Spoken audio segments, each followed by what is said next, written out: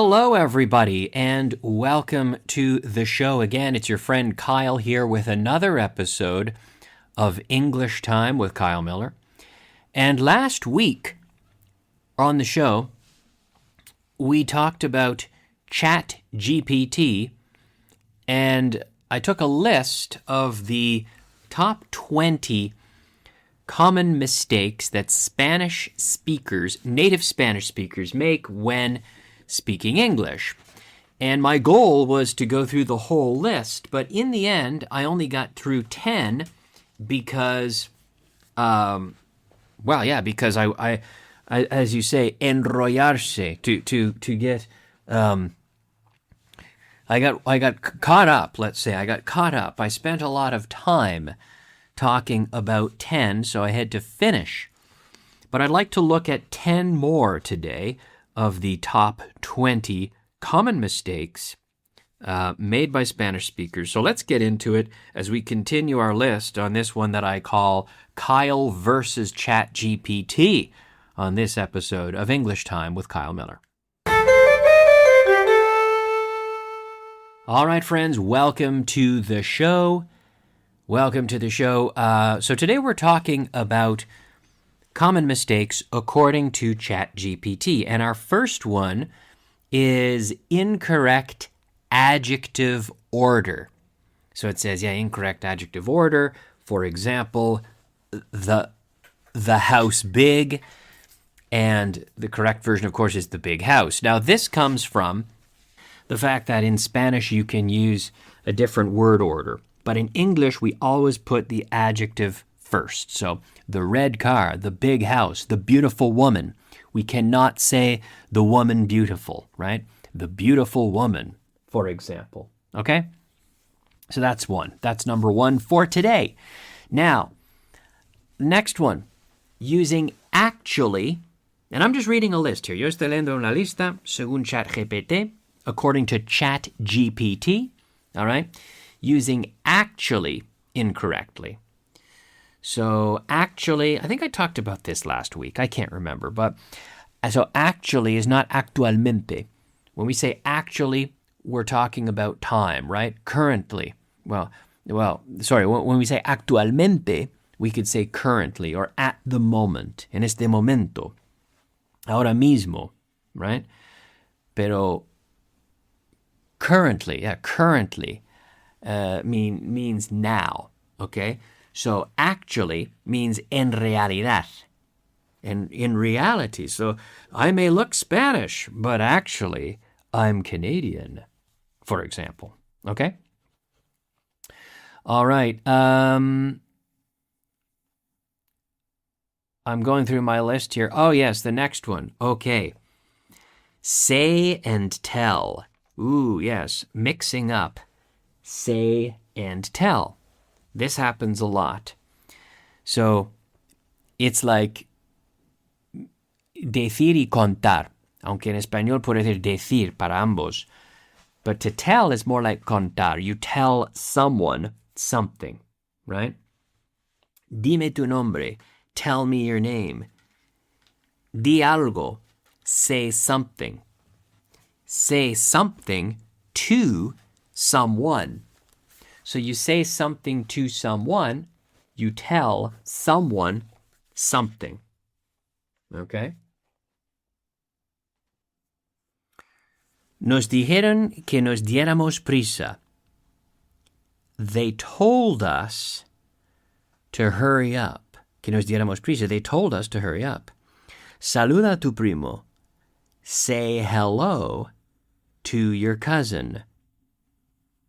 Dile tu nombre. Tell him your name. Okay, so notice you say something to someone, you tell someone something. All right? Pide perdón. Say you're sorry. Salúdales por la mañana. Say good morning to them. So you say something to someone, you tell someone something. Okay? All right, the next one. Using the present tense instead of the present perfect. Ah, yes. So present simple. So this, if you look, for example, estoy aquí. I'm here. Present simple. Estoy aquí desde las 7. I have been here since 7 o'clock. All right? So very often with since. And whenever we use since, we're going to use one of the perfect tenses, especially the present perfect. We can't say I am here since, right? We say I have been here since. Soy profesor. I'm a teacher. Soy profesor desde hace 22 años.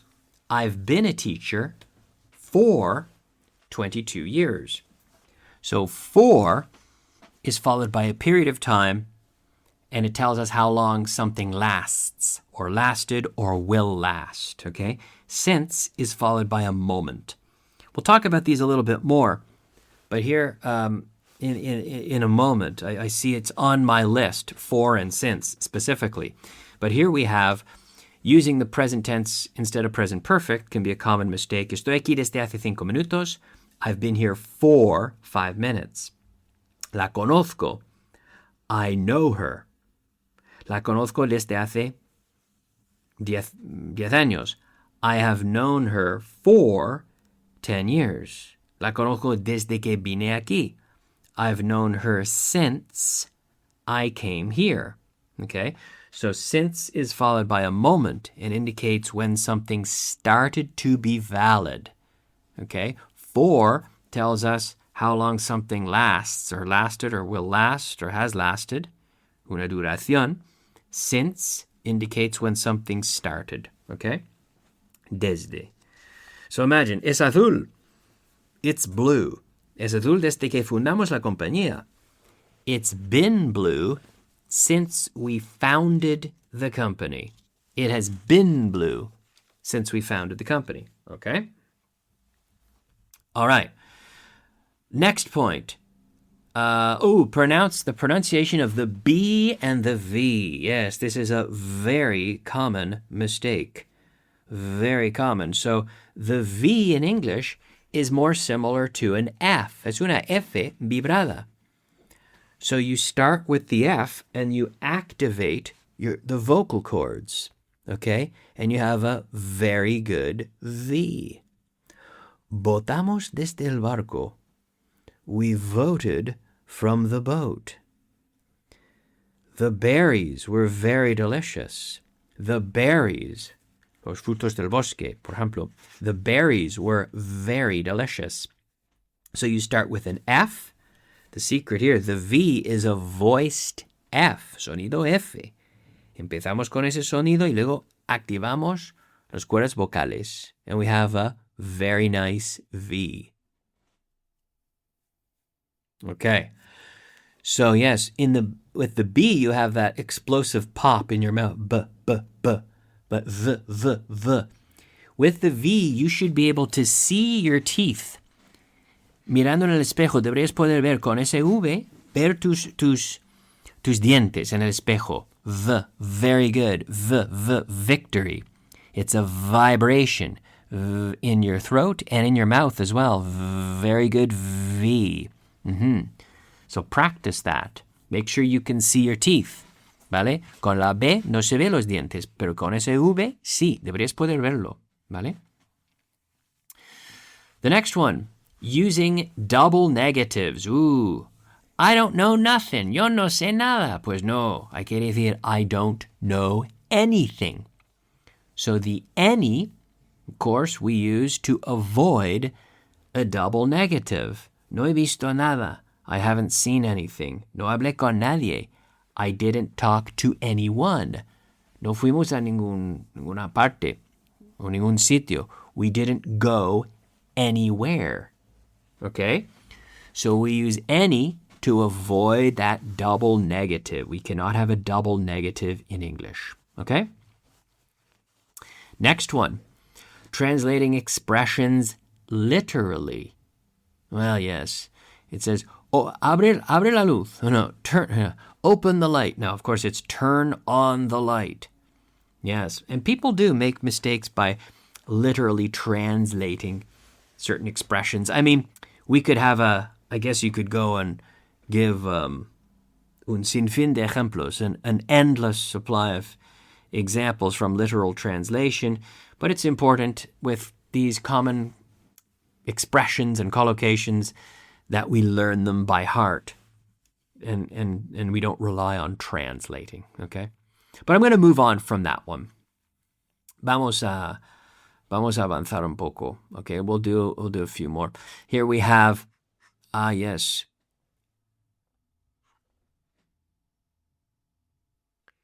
Confusing for and since. That's right. So we talked about this a little bit, but remember, for followed by a period of time indicates how long something lasts or has lasted or will last. Una duración. So normalmente durante is for. It can be during, but during is used to indicate when something happens. It's placing an event into a period. During the class, my phone rang. Durante la clase, sonó mi teléfono. Sonó durante 10 segundos. It rang for 10 seconds. Okay? And since is followed by a moment. Since the start of class. I've been talking since the start of class. I've been sitting here since 7 o'clock. I've known him since the 1980s, for example. Okay, desde los 80. The next one, mispronouncing the letter H. Yes. In Spanish, the H is silent, but not in English. So in English, the H is usually pronounced, right? Horses, and my brother's name is Harris. Harris has a horse. But we do have cases when it's silent, like hour, una hora, an hour, which is interesting because we also see how we use the article an in vez de a. An is used with words starting with, when the noun starts with a vowel sound. No es vocal, sino sonido vocal. Una hora, an hour. Y dice, pero eso es una H, no es un vocal. Pero hour. Suena como un vocal, ¿no? Hour.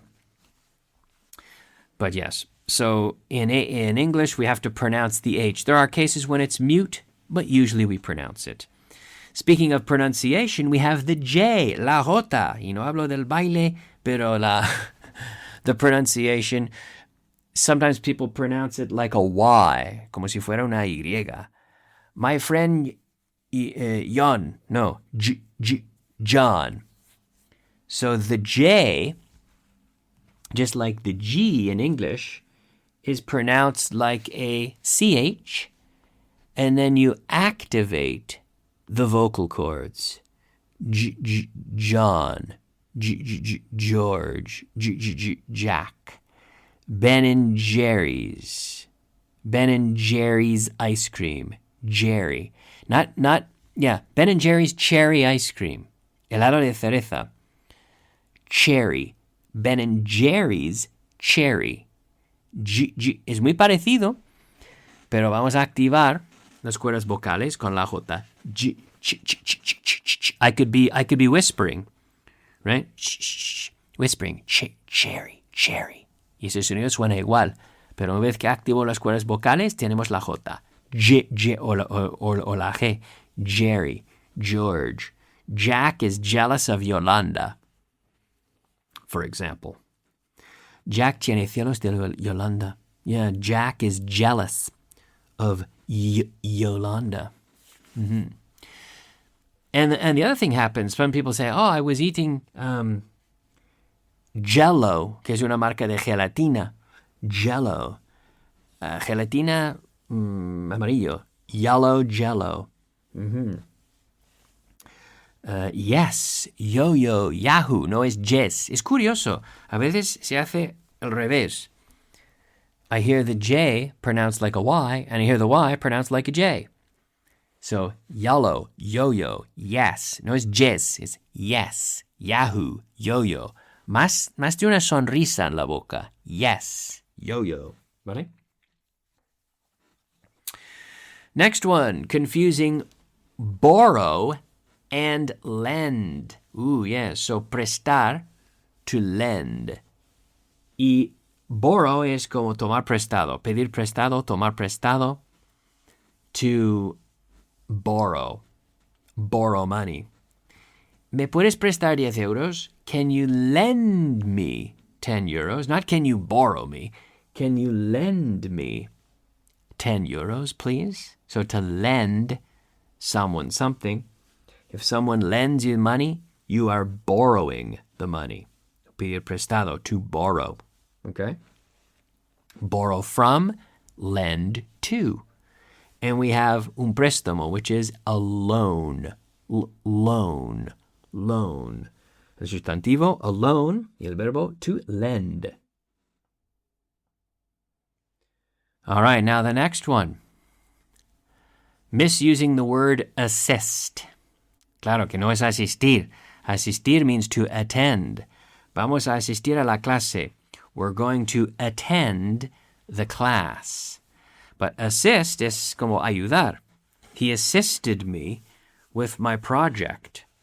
With my project. Not the project, but the project. He assisted me with my project. He helped me. He assisted me. And we attended the meeting. Asistimos a la reunión. We attended the meeting. Okay? So attend es asistir, and assist is ayudar. We call these false friends. You know, they lead to a confusion. Okay? Next one. Simply forgetting the plural. Estoy leyendo la lista de Chat GPT, giving my comments on these. Hopefully helping you improve a little bit more with the comments of a teacher. Forgetting the plural. He has two cats. No, he has two cats. Obviamente, hay que pluralizar. But be careful, what we don't pluralize in English are adjectives, right? I could say they are, no leo libros gruesos. I don't read thick books. I don't read thick books, right? We don't pluralize adjectives in English. We don't say thick books. Which is why we also have compound adjectives like un niño de 12 años, a 12-year-old boy, a 10-year-old car, un coche de 10 años, a 2-liter bottle of Coca-Cola, una botella de Coca-Cola de 2 litros, a 2-liter, not 2 liters, ¿vale? Because it's an adjective describing the type of bottle. So it has to be singular, right? But when we do pluralize the noun, remember we have to put the S, okay? But we have some irregular plurals. Plurales irregulares, por ejemplo, people. No se dice persons ni peoples. Well, we can say peoples in certain cases. We talk about the peoples of that country. En ese caso más, hay casos que sí, pero normalmente la gente, we say people. And remember, people are. I talked about this in the last episode. Probably the number one English learning mistake that teachers like to talk about that a lot, of course. People are. Muy importante. Okay. The next one, misusing, the preposition on married, to be married with, casado con. Casar con, we don't say married with, we say married to.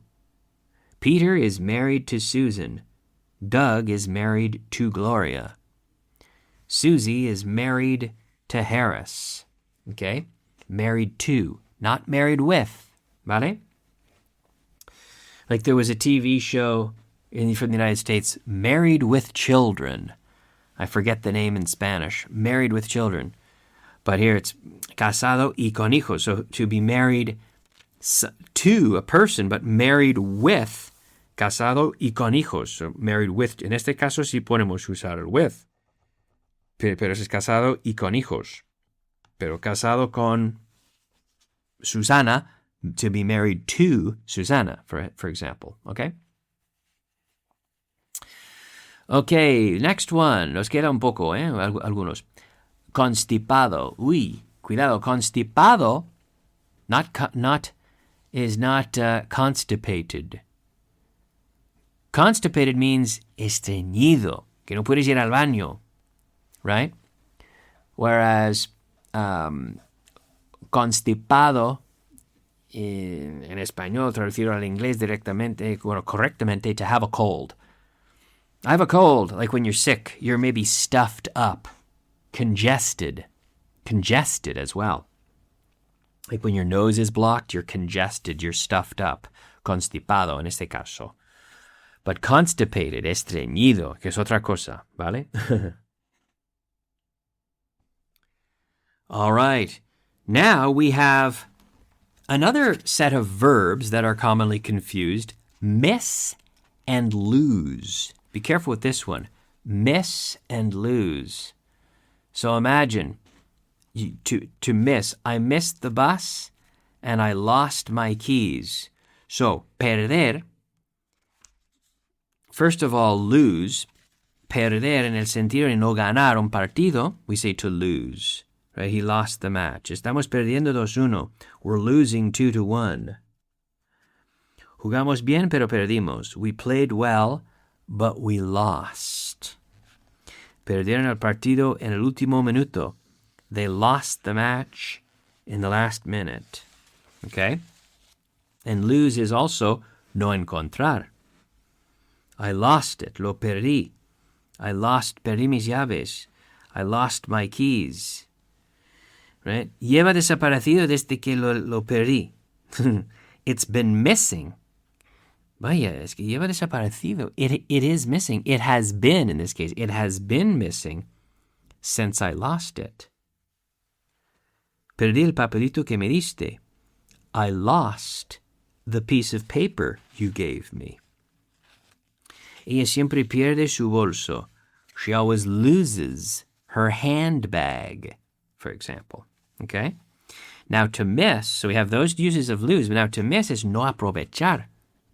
O no coger. No aprovechar una oportunidad. To miss an opportunity. He missed his chance. He missed his opportunity. To miss the bus. No coger el autobús. Or miss a goal. Una oportunidad como para marcar un gol.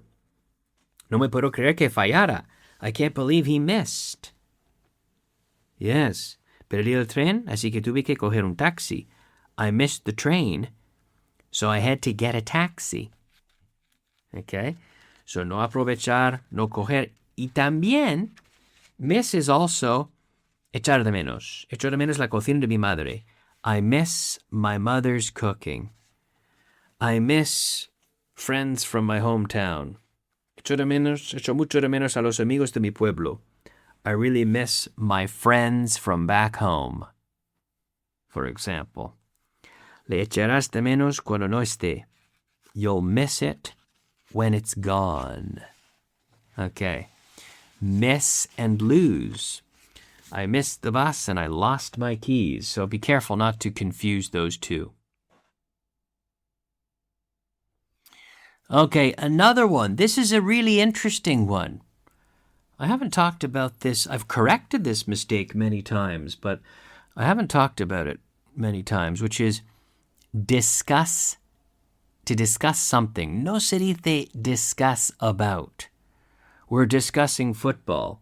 Let's discuss the news. Let's discuss English grammar. But we don't say to discuss about it. So discutir sobre algo. Bueno, discutir también can be to discuss or discutir acaloradamente, ¿no? To argue about something. But to discuss, so you argue about something, but you discuss something else. You don't discuss about it. You simply discuss things. So we discussed politics. We discussed the weather. We discussed the changes in the office. We discussed the new system, for example. Okay? And let's do two more. Vamos a hacer dos más. I think I've lost track a little bit of my list, but I think we've done about 9 or 10, close to 10. So here we have depende de. Ooh, be careful. Remember, in English, we always say it depends on. Not depends of, depends on. It depends on. Depende de ti, depende de mí, depende de mi madre. It depends on you. It depends on me. It depends on my mother. So it depends on. It depends on. It depends on who you ask. It depends on the weather. No se dice it's depend, but rather it depends on. Okay? Usamos la preposición on. It depends on something or someone or some conditions. Okay? Okay, one more. Let's do one more. And we have here, yes, misuse of the term career. In English, career usually means professional life, not a university major. Una carrera.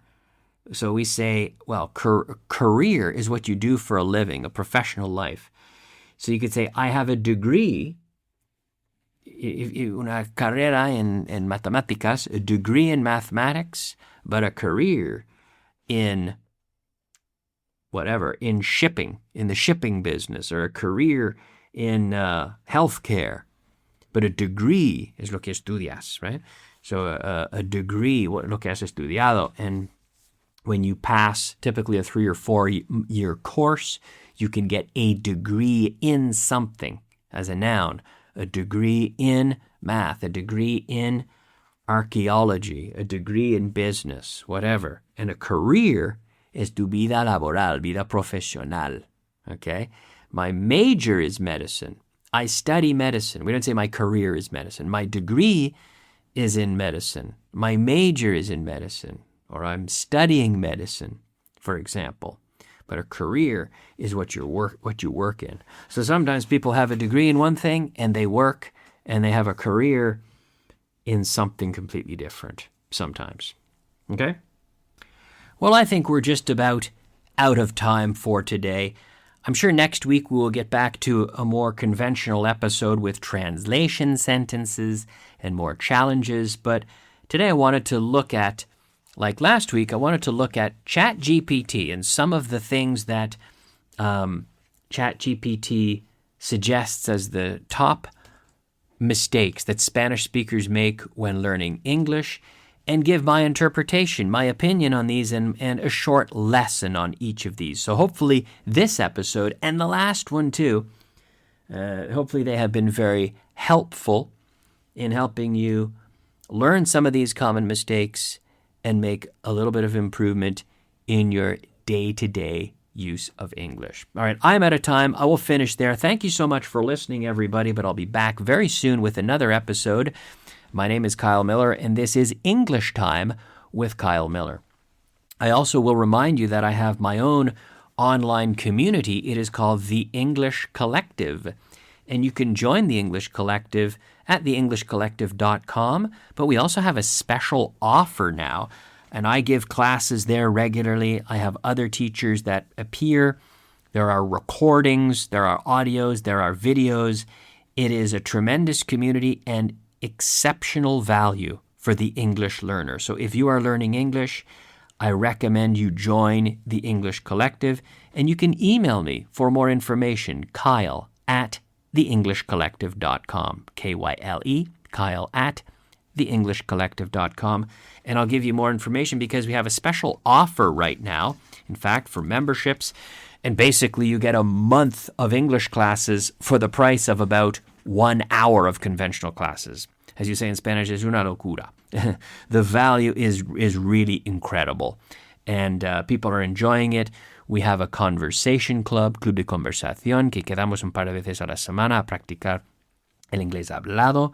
So if you would like to join and practice your speaking, if you'd like to have classes with me, and a month, like I said, a month of classes for about the price of 1 hour of conventional class, it is tremendous value, and you can find it at theenglishcollective.com. But if you want to join it, I recommend you email me so I can share a special discount so you can try the community. So send me an email, Kyle at theenglishcollective.com. I'm out of time, but I'll be back soon with another episode, so we'll see you next time. Bye-bye.